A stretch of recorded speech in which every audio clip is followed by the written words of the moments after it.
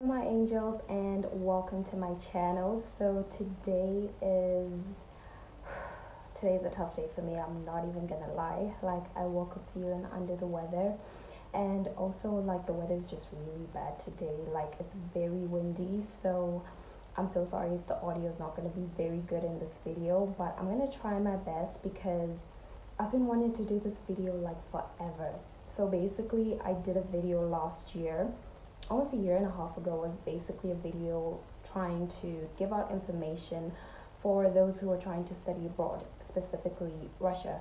So for those of you that do not know, I am a medical doctor. I did my studies in Russia. I did my entire 6 years of med school in Russia, and then I came back to Botswana.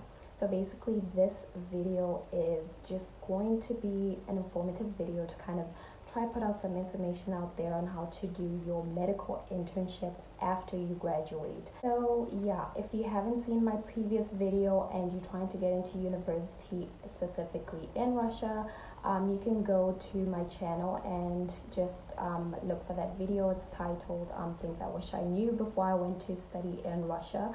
And yeah, you can click on that video and have a look at it. But this is going to be a video for those who are just about to graduate. You're probably going to graduate in June or July this year, and so basically I'm doing this video for you guys. So I hope you guys enjoy this and keep watching. Can I show you?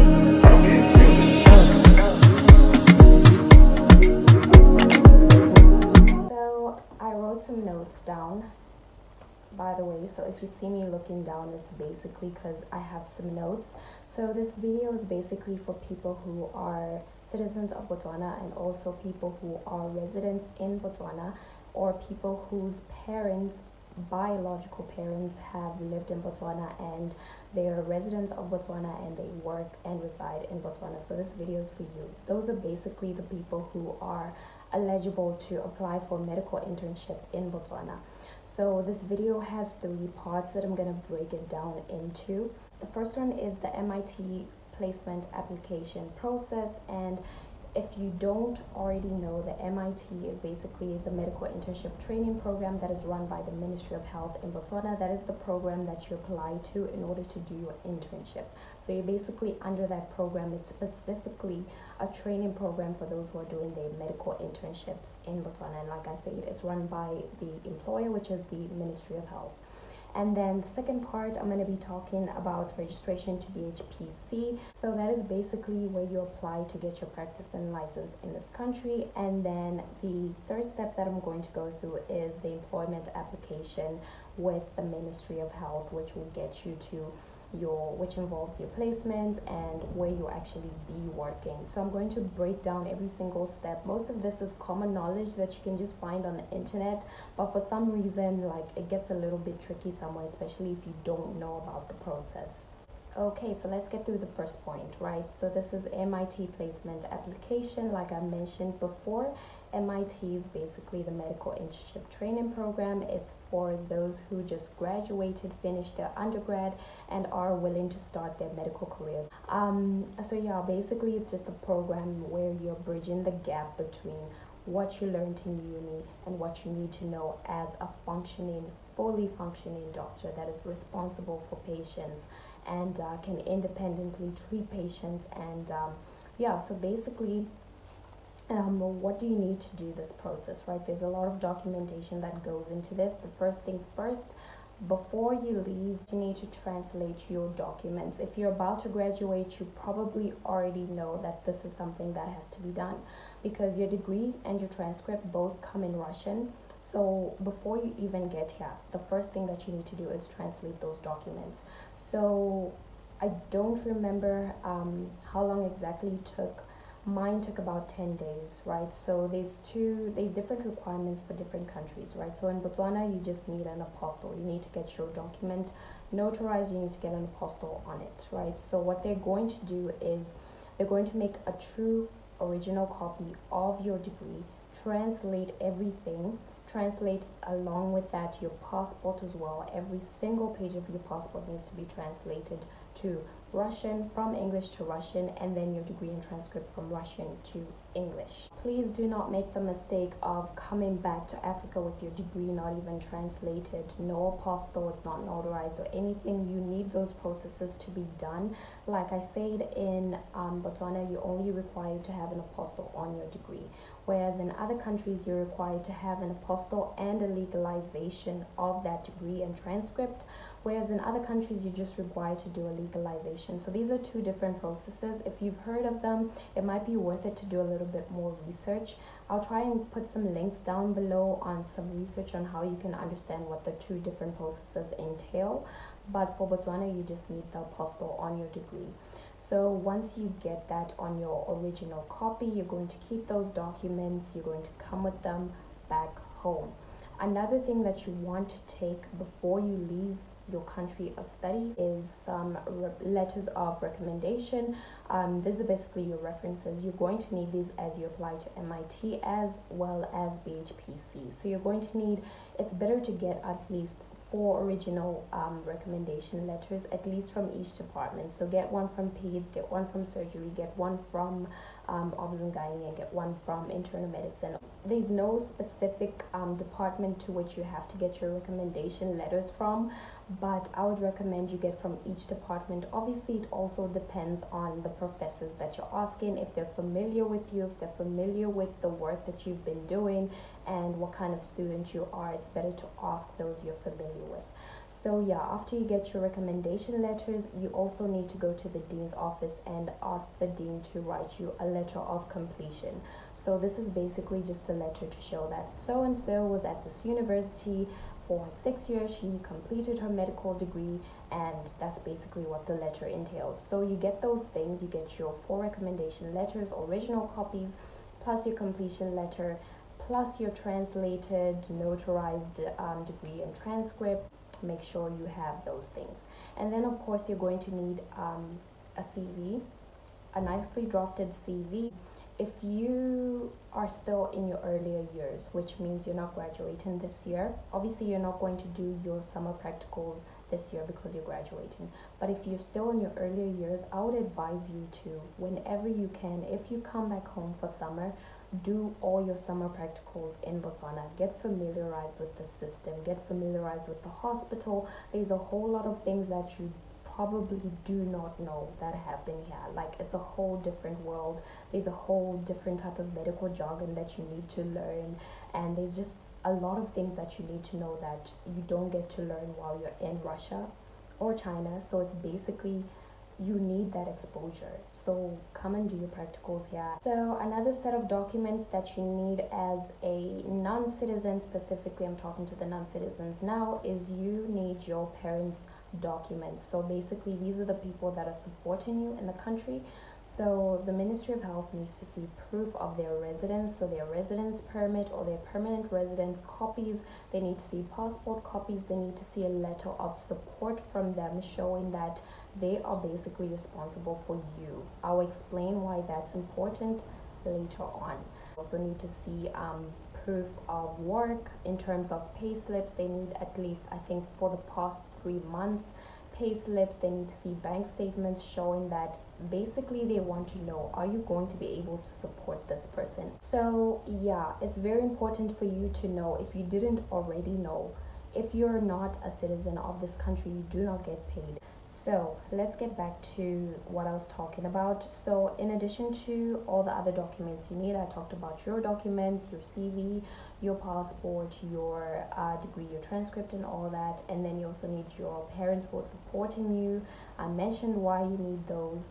And then you also need a cover letter, which is basically just your application letter to tell MIT, like, okay, I'm applying to this program, I am so and so and so. Just draft a really nice letter just briefly explaining your current situation. Once you've submitted all those documents to the Ministry of Health, you're also going to receive an application, the official application letter. After they have processed all your documents, they send you an application letter via email.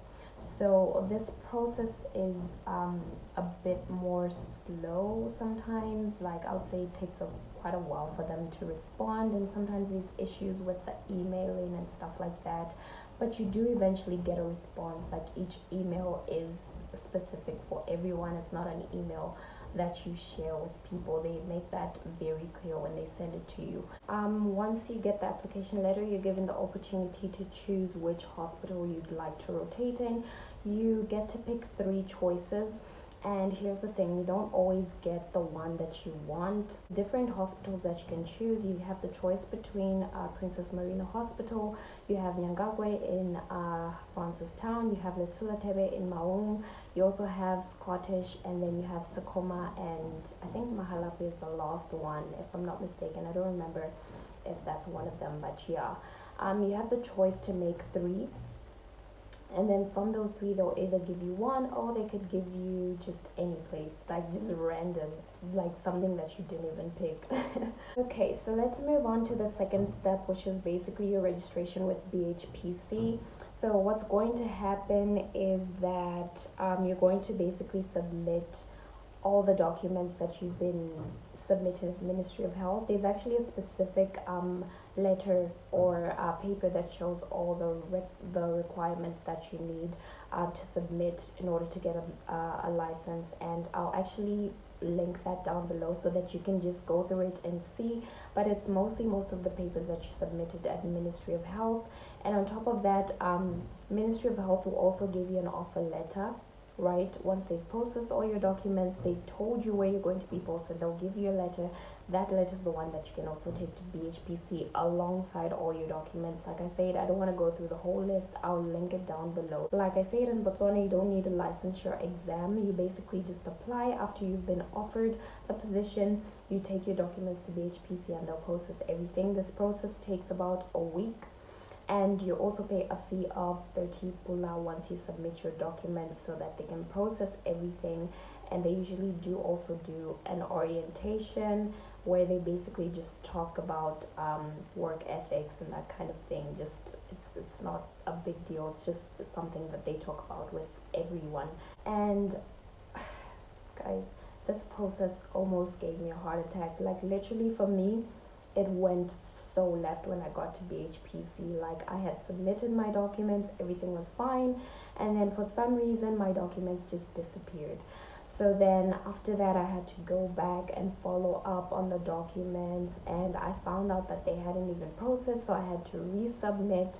By the time I was resubmitting my documents, it turns out that the person who was working as the registrar at BHPC had been transferred, so there was no registrar to sign off on the licenses, and I had to wait literally like weeks. Like it was almost like 6 weeks that I had to wait. So I essentially had to start my internship a little bit later than the starting date, because I was just given stories. First it was like we had no registrar, so I literally had to sit there and wait for them to rehire a new person to sign off on the licenses, which was so frustrating because I had to wait for such a long time. And when they did actually rehire somebody, there was an issue with the system. The system was down like it always is in this country. So yeah, BHPC, mine took forever, which is not supposed to. But it's supposed to take just a week. In a week, you have your blue card. This brings us to the last part of the video, which is now your employment with Ministry of Health and application for an exemption certificate for non-citizens. So basically, you're going to take your blue card back to the Ministry of Health. Like I said, your blue card is your practicing license, and you're given a practicing license number that you'll be using. So you take that back to the Ministry of Health, which will give you your placement letters and so on and so forth, and they'll also give you a letter for application for an exemption certificate. So your exemption certificate is basically like a work permit, but it's not just a work permit. You can legally work and stay in Botswana with just an exemption certificate. You don't have to apply for both. Your exemption certificate is valid for the time that you're given your contract. So once your contract is done, your exemption certificate also expires. Like I said, you can't have both a residence permit and an exemption certificate coexisting at the same time. So I hate that part because that makes things a little bit difficult. Once you finish your internship, your exemption certificate expires, you have to apply for residence as an immigrant, get your residence permit, and then once you start applying to work as a medical officer, you have to cancel that residence permit and then apply for a work permit again. So it's very messed up. It's a very messed up system, and I wish there was a better way that it could be implemented, to be quite honest with you. So what do you need to apply for an exemption certificate? You're going to need all your documents, your passport copies. You're going to need passport photos, of course. You're also going to need your copy of your blue card and your offer letter from the Ministry of Health.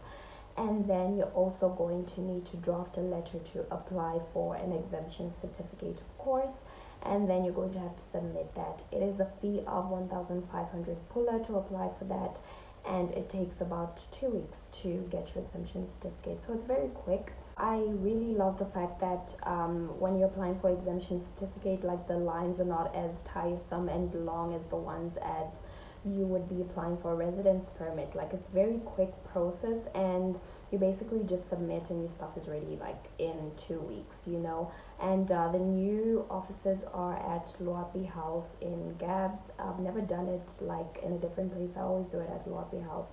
So yeah, that's basically where you submit your documents, and then you get to go to work. So first things first, when you arrive on site is you'll meet your coordinator. She's going to explain a few things to you, and basically she's going to open a file for you in the hospital. That's basically where all your documents go. Whatever that is concerning you goes into your file. Here's the thing, like in the past they used to do a boot camp. I think the last boot camp that was done was 2019, before COVID started. So they used to do a boot camp, and then that would I'm not sure, because we didn't do a boot camp. We were basically just thrown. You know how like a child is learning how to swim and you just throw them in the pool and they just like start flipping their hands. That is exactly what happened with us. There was no boot camp, no orientation. My first appointment, I remember, like, I just got there. Literally, you arrive on site. Here's the files. There's the patients. Go see the patients. That's literally what my first day was. Like, I literally just dived in head first. I literally just got there and I was just given a whole bunch of files and say, this is this cubicle. See the patient. Here's the thing, like, it depends on which department you start in. Some departments do like an introduction. You know, they introduce you slowly to everybody, and then they introduce you to the different cubicles, where this is where we keep these patients, this is where we keep patients who have AGE, this is the burns cubicle, this is that. They'll tell you everything, like they'll orientate you properly so that your first day you know where everything is. That's the thing, like it's very challenging, especially if you studied outside and you've never actually worked in a hospital here.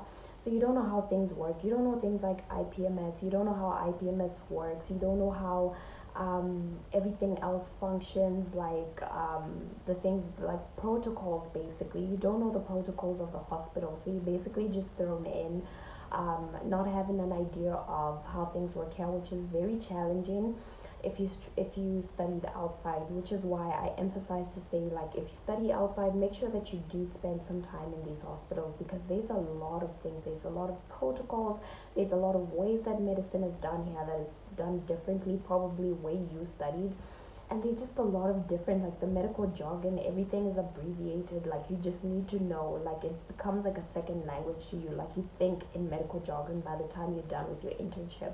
So yeah, like your first rotation is definitely going to be your most challenging, because to be honest, you're still catching up. Those who are locally trained, those who went to UB, like they're very familiar with the hospitals because they've been rotating around the hospitals on numerous times, so they're very familiar with how the system works. They're familiar with the protocols and everything.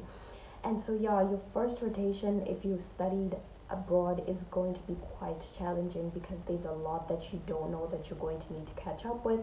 But you know what, it's not impossible. Like, it's doable. So many people have done it. It's possible, like you can do it too. Like, I don't want to discourage anyone, but at the same time I want you to know that you should neglect the word internship. Take the word internship and just erase it. I will use eraser. I'll use eraser and erase you. Eraser. I use eraser and eraser. Yes, you are considered an intern, and technically you do work under supervision in some departments, but at the end of the day, you are expected to function like a doctor, not just an intern, not just like a student doing their electives. Like, everything is up to you. These are now your patients. So it's very hectic. It's very intense because it's just you. You do your calls, it's just you. It's just you. In some departments, you're lucky, there could be a medical officer that will tag along and make sure, like, okay, you're doing everything right. But in some departments, it's literally just you. Whether you know or you don't know, you are responsible for that patient. You're responsible for their treatment. Everything is up to you. So it's very intense. There's a lot of work. Okay, so what would you expect your day to look like? First things first, in the morning, you always have a morning meeting. That's the first thing that you have every morning. It starts at 7:30, and you're expected to attend the morning meeting, especially if you're on call the previous night as a medical officer. As a medical officer intern, you're expected to run that morning meeting. So basically, you're given the statistics. You're also just presenting the patients that you admitted, and just basically talking about your treatment plan, like how you manage the patient, basically. And this is basically like slaughterhouse for interns. Like, that's basically all morning meeting is. So yeah, morning meeting is basically like the Hunger Games of medicine. Like, literally, you are being hunted down. Like, you have to defend every single thing that you did, and sometimes you just asked a whole bunch of questions coming from like literally all directions, coming from the specialists, coming from the medical officers, coming from the senior medical officers. Sometimes even if the hospital superintendent is present, like, he'll be throwing in his own questions and everything. So it's a very intense thing. Imagine you've been working a 24-hour shift. You were on call, you're tired, your brain is porridge at this point. You were in the hospital admitting patients probably until like morning, and then now you have to get in front of a whole bunch of people and justify why you did what you did. It's intense. This is why everybody says, like, listen, forget med school. Internship year is probably going to be the hardest thing you've ever done, like, in your medical career ever. It's so intense, it's so demanding, the work hours are crazy. In some departments, you do have like a post call where you have the day off. In some departments, you don't even have a day off. So like, you go from working your 24-hour shift into the next day to do rounds, and just the day continues, and literally your entire body is just breaking down. So we don't have the capacity.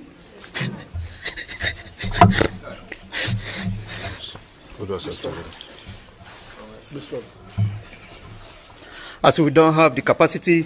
It's so demanding. Like, you really need to prepare yourself mentally, physically, emotionally, spiritually, financially. But I don't want to discourage anyone. I want you to know that you do have the capacity to do this. Like, you can actually do it. It's doable. You're not going to die.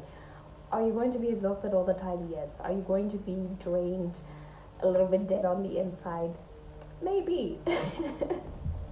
Like, maybe, honestly, like, you just have to prepare yourself. Like, it's a different experience for everyone. Some people break down, some people go on. Like, it's hard for me to really explain to you. Like, it's more of a personal experience for everybody. So yeah, what advice would I give you? Number one is take a break. Before you start your internship, if you're fresh out of undergrad, you just graduated, it's okay to take a break.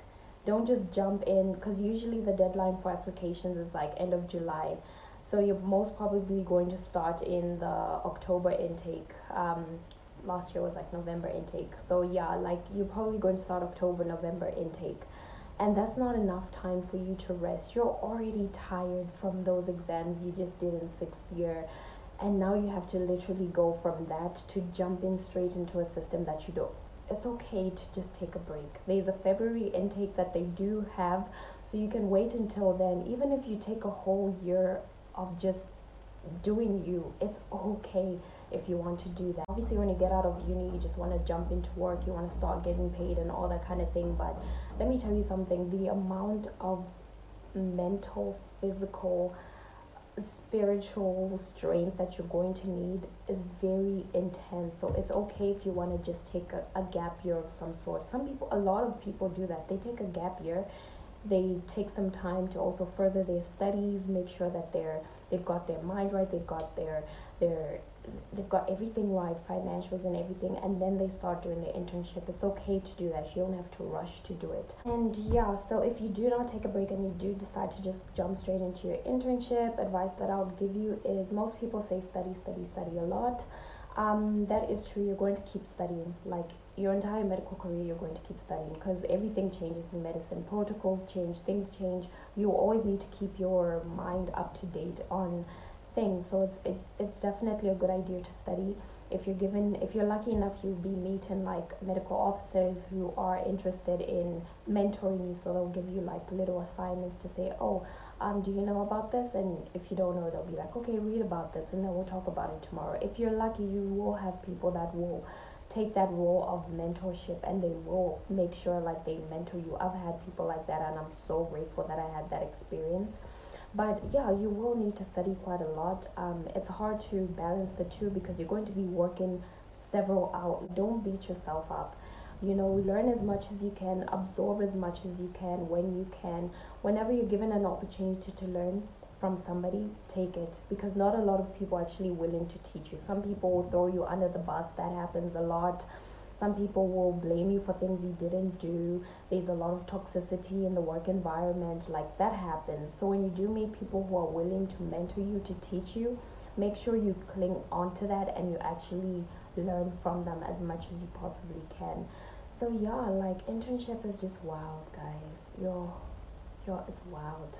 And one thing that I would like to say is, be professional no matter what. Let me tell you something. There's a lot of things that are going to frustrate you, whether it's a co-worker, whether it's a nurse, whether it's a patient. There's a lot of things that are going to frustrate you to a point where you're like, oh my god, I'm going to catch a body today. Like, there's literally things that, like, sometimes you be coming from work and you're so frustrated, like, yo, listen, if I could just So like, some things are going to frustrate you, but learn to just keep calm, like, at all times. Be professional. Don't fight anyone.